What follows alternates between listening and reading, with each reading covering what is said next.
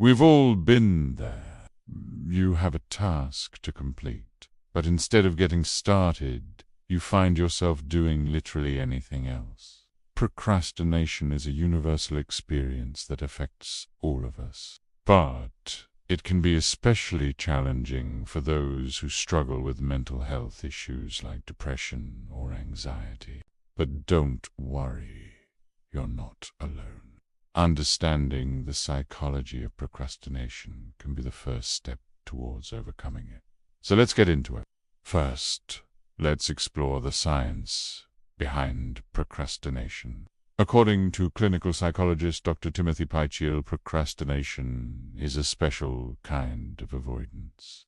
When we procrastinate, we tend to put off tasks that we perceive as undesirable or difficult, often because of a fear of failure, rejection, or criticism. This fear can be so paralyzing that we end up doing nothing, which can lead to feelings of guilt, shame, and low self.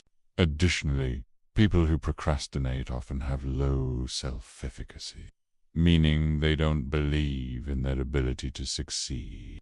They may also be perfectionists, which can make it difficult to get started on a task, worrying that they won't be able to do it perfectly. Furthermore, our brains are wired to seek pleasure and avoid pain. So when faced with a task that we don't want to do, our brains will try to find ways to avoid it. This is what leads to procrastination.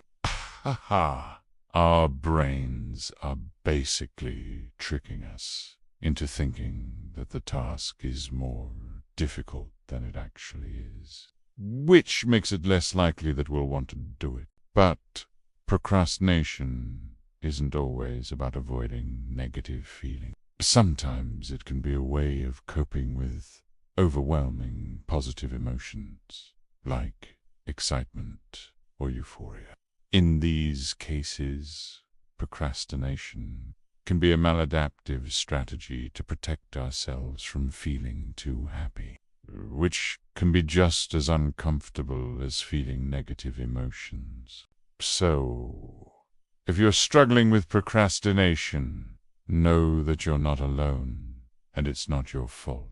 It's a common experience that many people go through, and it is often a sign of underlying mental health concerns like depression or anxiety.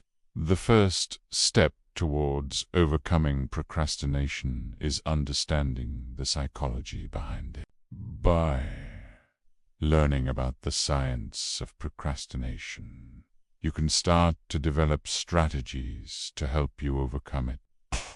If you found this video helpful, please like and share it with friends that might find insight in this too. Remember to subscribe and hit the notification bell for more content. All the sources used are added in the description box below. Thank you for watching, and see you next time.